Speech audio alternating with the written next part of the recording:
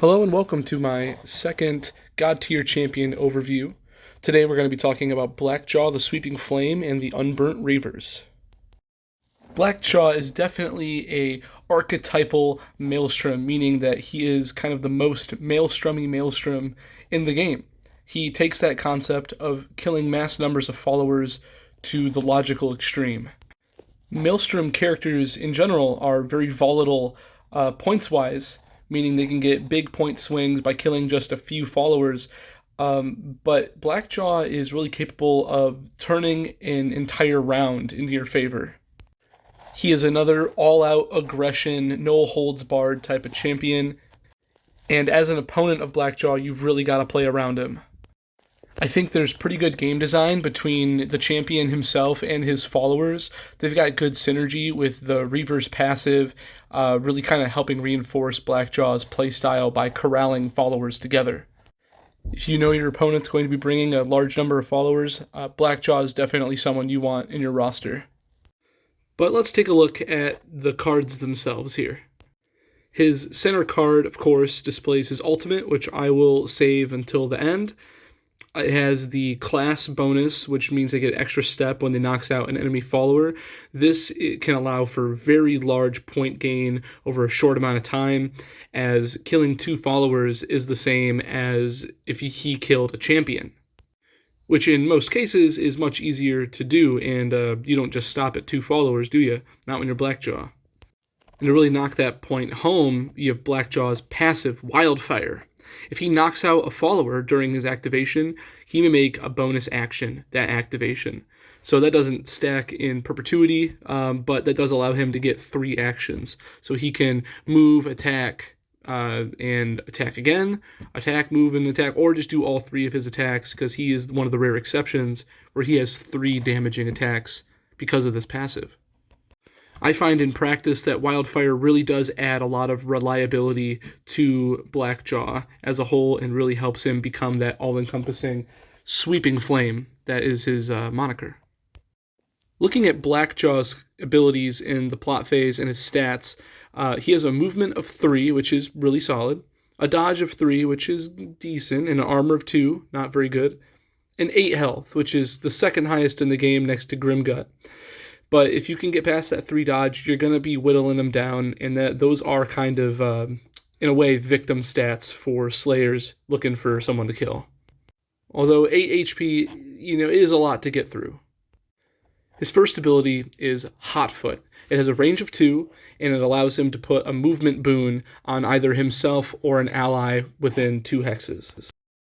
I really love this ability. I think it is incredibly useful for not just himself, because he can put it on himself and move 4, or he can move and put it on himself to get ready for the clash phase, or more importantly, can help other champions get to where they need to be faster.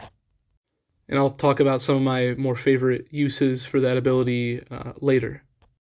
His second ability is Evil Eye. It has a range of 2 as well, an accuracy of 6, and it can only target a follower, and it gives an armor blight. So this, I think, is way more niche than Hotfoot, where I will often find myself, I only have 2 actions in the plot phase. I'm either moving, I'm usually going to try to place a banner, or Hotfoot. I don't think there's ever a case where I would really Evil Eye. 9 times out of 10, you're going to be doing one of the other things. Hell, you can even ultimate in the plot phase, which... I just don't see a reason to use Evil Eye at all, especially because it can only target a follower. And that Armor Blight will only apply to the first follower that you attack. So with somebody who attacks so many different models, if you need that Blight, it's kind of too late for you, I think. Moving over to the Unburnt Reavers in the plot phase. They have a movement of 3 as well, a dodge of 3, an armor of 2, and the typical small follower HP of 1. They have the ability Rush, which lets you choose a hex. Each Unburnt Reaver in that hex may move up to 2 hexes. So if you're traveling around in a squad of 3 in a hex, all of them get to move 2. And they don't have to stay together, they can split up, whatever, but that means in the plot phase they can move up to 5 hexes in the first turn, which is probably what you're going to be doing. They can really get out and apply that pressure, maybe wall off champions from getting to the god tiers to put down banners, or just get out there and put out their passive, which we'll talk about in a minute. But really, I mean, they are just rushdown incarnate. Their second ability is Intimidation. Has a range of 1, accuracy of 2 if there's just 1 in a hex, 4 if there's 2 in a hex, and 6 if there's 3 in a hex. It has a hit effect that is a dodge blight. This move is pretty simple. I think dodge blights are pretty useful in general to either help your champions to do something, but also Unburnt Reavers can do some work in the clash phase as well. Their attack is pretty solid. So ultimately, I think Intimidation has its uses. But Fearsome is their passive, which I think makes them very interesting. If a small enemy is within 3 hexes of 1 or more Unburnt Reavers and has fewer than 3 models in its hex, all of its skills have -1 accuracy. In my opinion, accuracy is a make-or-break mechanic in this game. If you can't hit your opponent, you're done for. That's why I think high dodge is generally more valuable than high armor. Sneaky Pete looking at you. But this makes everybody less accurate if they're spread out. If their followers are clumped together, 3 in a hex, they don't suffer this penalty. But you know what happens when they clump together 3 in a hex? Blackjaw comes over, and that's a problem. Ultimately, I think Fearsome is really good at playing psychological warfare against your opponent, really making them weigh their options. Do they accept that their followers are less effective, or do they bunch them together to make them try to do something? Either way, they look like points to me. Moving over into the Clash phase, we're going to look at the Unburnt Reavers still. Their movement drops down to 2, and the rest of the stats are the same. Those don't ever change. Their first ability is Warcry, just a self-accuracy boon. Just, nice, I guess. Useful for Cleaving Strike or for, holding it for next round if they want a better chance at applying their Intimidation. But yeah, so the only real thing they can do in the Clash phase is do that Cleaving Strike. So it has a accuracy, for each person they have in their hex, it actually goes up by 1/1, +1 accuracy, +1 damage. 3 accuracy if there's 1 in the hex, 4 damage if there's 1 in the hex. And then +1/+1 to a maximum. If there's 3 in a hex, then it's 5 accuracy, 6 damage. And if you gave themselves that boon, then it's a 6/6. So it's pretty easily a 6/6, which is pretty respectable, especially coming out of a group of followers. Especially when you consider some of the other followers and their max capacity for damage. The Rallied Peasants, for example, I know they're kind of trash at doing damage in general, but there's 6 of them. You have to coordinate all 6 of them to be next to a target, and you're still doing 6/6, which, Unburnt Reavers, they're faster. They just have to be 3 in a hex, and that's all there is to it. They can get that 6/6 attack fairly easy. But, of course, I'll talk about the Peasants in a different video. They have their own uses. Ultimately, the Unburnt Reavers are a pretty straightforward follower unit to use. They're good clumped up and attacking a target, either whittling down a champion or clearing the path for Blackjaw or something. Their attack is pretty solid, their movement's decent, and they can apply a dodge blight. It's simple, but it works. I think the biggest decision you'll have to make is, do you want to spread out your Unburnt Reavers? In my opinion, I think traveling with 3 in a hex for one little squad, and then having the 2 other ones just go off on their own to apply their Fearsome, I think is huge. You can get a big part of that board covered if they spread out, because that Fearsome, their passive, has a 3 hex range on its own. So you can apply that to the whole board pretty easily. So just imagine these orcs terrorizing the countryside, corralling the enemy followers. I think that's kind of their purpose here. Moving on to Blackjaw in the Clash phase, his movement speed is 2, so a little bit slower. His first ability is Kick. It has an accuracy of 6 and a damage of 6, but it can only target a follower. That's a very solid attack profile, and when used in tandem with his passive, is pretty much a bonus action if you're next to a follower when you start your turn, or you can get next to one. Kick is almost a guaranteed kill on most followers, so it's almost like a free 2 points. You move down to Fiery Axe. Its profile is a little weaker. It's a 4 accuracy, 5 damage. The skill may target up to 3 models in 1 hex. Now that is pretty sweet. That is, if you're looking at maximum potential, his moves are fantastic. However, 4 accuracy and 5 damage is not very inspiring, especially as a melee champion. If there are no viable followers around, or especially tough followers, you're going to really struggle with Fiery Axe, especially in the champions. It's really hard for him to take out champions or whittle them down. He really relies on easy to consume weak followers, much like his own Unburnt Reavers, or maybe the Red Bandits, or those rallied peasants and all that kind of stuff. Those are the real people he wants to be targeting, because those stats are not very good. But because they're not so very good, it's kind of outweighed by the fact that you get to roll those dice so many times, because it's up to 3 models in 1 single hex. So that's a lot of different chances. You're probably at least gonna get at least 1 if there's 3 in a hex. It's a pretty good chance. Much in the same vein is his last attack, Fireball. Has a range of 2, accuracy of 5, and damage of 4. It can also target up to 3 models in 1 hex. So all the same problems and strengths that Fiery Axe has, except it's ranged, a little more accurate and a little bit weaker. So, you gotta kind of gauge that when you're picking your targets. But all in all, if you've been paying attention, you have Kick, Fiery Axe, which can kill up to 3, and Fireball, which can kill up to 3, which means, at maximum, he can kill 7 followers in a single turn. That is absolutely insane. Are you going to kill 7 followers? I don't know. Probably not. But if you do, and I have, it's game winning. The round is just over. If you kill 4 followers in a single turn, I feel like the round is over. That's worth 2 champions right there on its own in terms of points. That's 2 banners right there on points. That is incredible. The fact that you can still play the banner game as Blackjaw and go out and hunt those followers, there's so many points for him to take. And as ridiculous as that clash phase is, we haven't even talked about his ultimate. Firestorm has a range of 2, an accuracy of 6, and a damage of 5. It can only target followers, but it can target up to 5 followers on any hexes within range. On its own, it can earn you 10 points, right? 10 points in a single action, potentially. Potentially, it can earn you 10 points.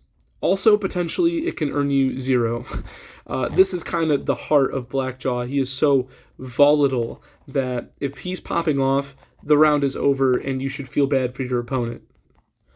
So when taken into context with the rest of his abilities, that 7 total before now kicks up to an absolutely ridiculous 8 models, I think.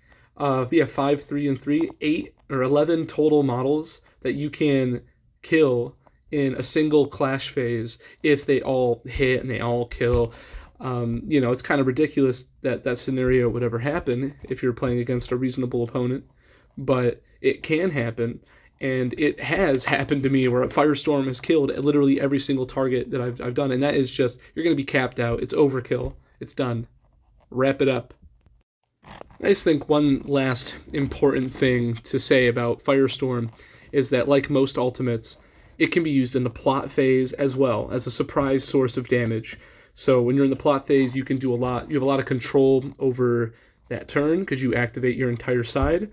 And so being able to set up the perfect Firestorm, the plot phase might even be the better phase to use this ability in, honestly.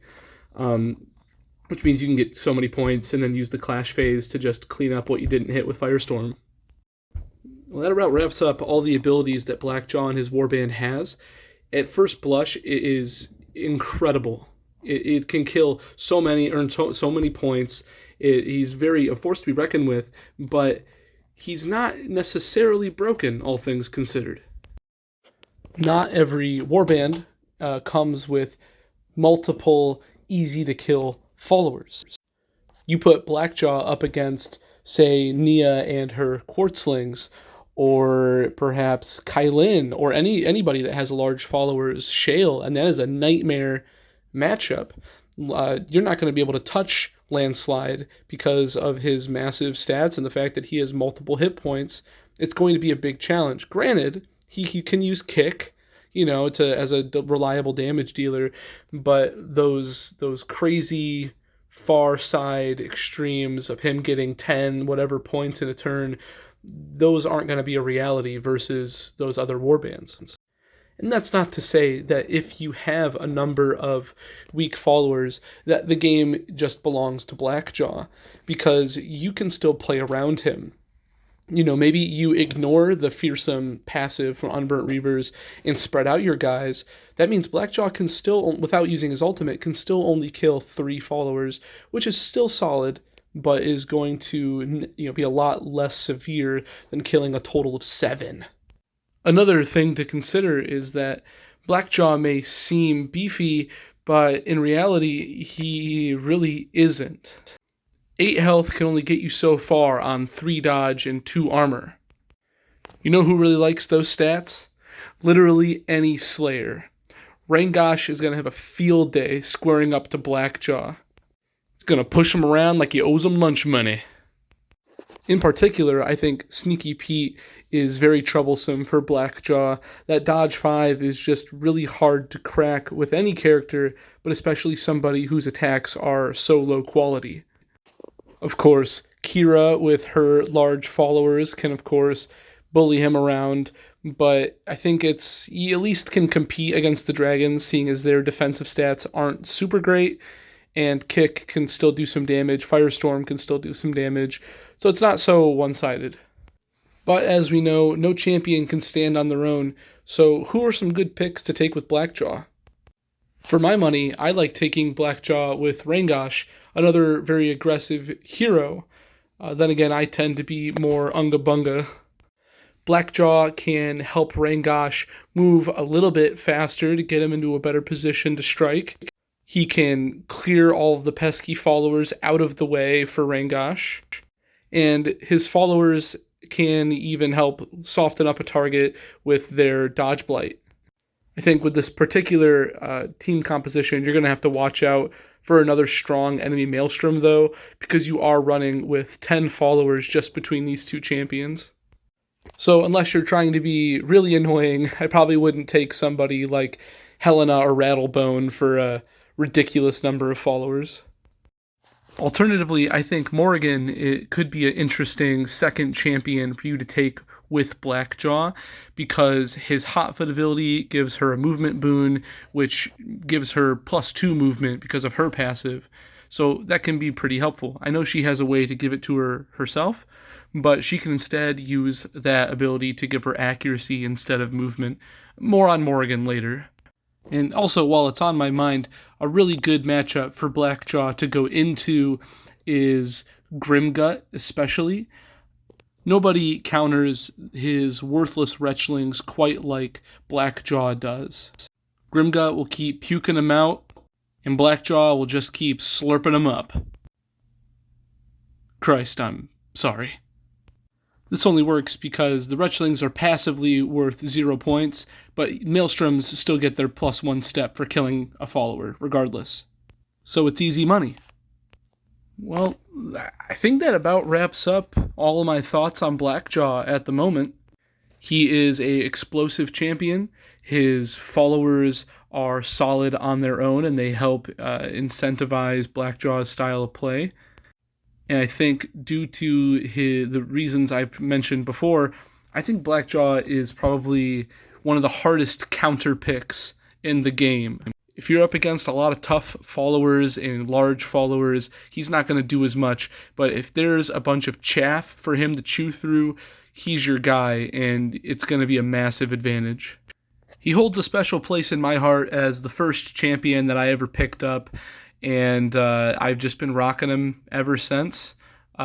He's a bit of a noob stomper, but as I play against better and better players, I gotta think a little bit more, so that's always nice. Well, Anyway, thanks for hanging out and listening to me ramble on about whatever I was talking about. I really appreciate your time, and if you want to drop down in the comments and let me know what you think, if you have other opinions on Blackjaw or other cool characters to take them with, or your experiences, just let me know, and let's talk about some more Godtear. I appreciate it.